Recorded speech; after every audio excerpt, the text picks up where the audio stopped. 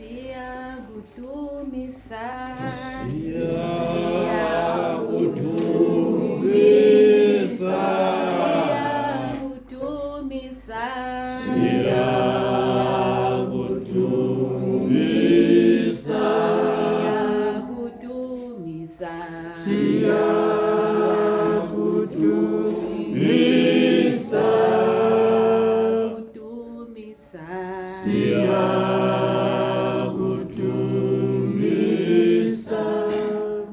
Jesu Kristu inkosi. Jesu Kristu inkosi. Ngiyabonga lethuba engitholayo ukuthi ngizothola ubufakazi ngokusizwa inkosi. Izolo nje I had this thing heavy in my heart. uNkulunkulu afisa ukuthi ngizosho about my past life. Angazi why. Ukuthi izolo ngihleli nje nabafowethu cousin. Okay. So kwakungifikela nje ukuthi yazi uNkulunkulu ungithathephi. Khona la before sikhonza entabeni khona la besikhonza khona bengidlinza nje ukuthi phezukwale izwi lokuba possible ahlala sitshela ngalo ukuthi it's very important ukuthi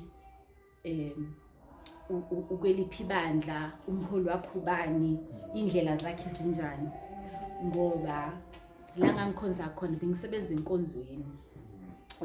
enkonzweni ngikwenye department i-Friends of Visitor. uNkulunkulu ngiphile nje leyo nto ukuthi ngiyathanda nje ukusiza abantu like drinks ukashara abantu ngiyathanda lokho. So that yinto ade ngiyenza lapha enkonzweni. Kodwa ke into ayibhlungu phezulu kwakho lokho ukuthi ngangisenkonzweni ngakhona ngabhabhadiswa. Kodwa after ngibhabhadiswa mase ngibona manje impilo yami yaba worse. Ngenxa yokuthi la bengikhona mase ngijoba sengifundizwe manje sengiqonda kangcono indlela kaNkulunkulu. Ngabona ukuthi kusho ukuthi icovenant engangikuyo ngaleso sikhathi bingekho right ngoba ngathi after ngibhabhadisiwe ngaqala manje kwakhona vele abangani bami besesontweni vele sasikhonza nabo ke ngama weekend we go out sihambe nje semathaveni siyophuza. That's when ngathola ngaba ne-addiction vele ukuphuza ke from then. Mase ku weekend ngabona ukuthi ngasho ukuthi I was hooked kule mpilo le yasebusuku because besiphuma ebusuku siphuza ebusuku kodwa noma kanjani Sunday morning noma kuthiwa ngibuye ngo2 AM ngizovuka ngihambe enkonzweni you know sifike sisebenza enkonzweni but kusho leyo nto le iphezulu kokutheni ukuthi ku-important kangakanani ukuthi mawuzindlini kaNkulunkulu ukuthi ube ngcwele in everything that you do. So kuqhubekeke it got worse ngoba ngithe after sewe nightlife okay isikhathi sahamba kwaba u2020 ngihlala elokushini bekune nalento ngoba vele bengiphuza vele uma uthengisa utshwala bokwazi ukuthi ukuthengise ngeprice enkulu ngoba vele bekusikasi angisho bengasa like kungasahlangana.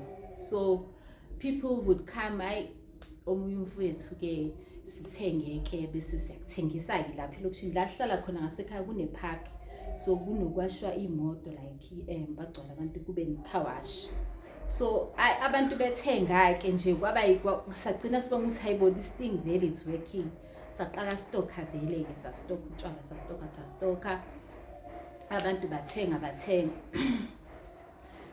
kodwa inhliziyo yami nje at that time nje bengingaboni lutho like hey bazalwane bekunzima impilo yaba worse kakhulu because uNkulunkulu uSathane mangabe ekuuser ukuqala from one thing to the next ngeke ngalalo umfakazi ngidevil worship ukuthi they make you ukuthi ube ngathini uhlupheke so that uzohamba mhlawumbe uyofuna usizo kwabanye mhlawumbe uyokomashonisa nani.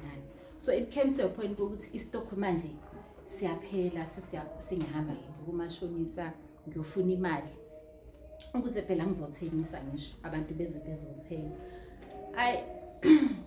So but mangiloko ngichubeka i-night life angeke kakhulu kuyo ngoba kuningi nje ukungcola okwenzakalayo lapho. So ngizama ukuthini ukuthi thina njengoba sila entabeni senza i-intercession, sikhuleka every Sunday, siyolanda abantu abafana nami abangaziboni ukuthi ababefana nami, abangaziboni ukuthi baboshiwe, babona ngathi yonke into inormal, like everything is going well, kodwa phambi kaNkulunkulu ukuthi baboshiwe. So singakuthathi kancane le intercession esenzala every day, mhlawumbe ngesibone ama results, but ngelinye ilanga njengoba ubabujambe kasho ukuthi silanda abantu anawe ngemkhuleko yethu. Yikho nje ngithi hayi uJesu Kristu inkosi.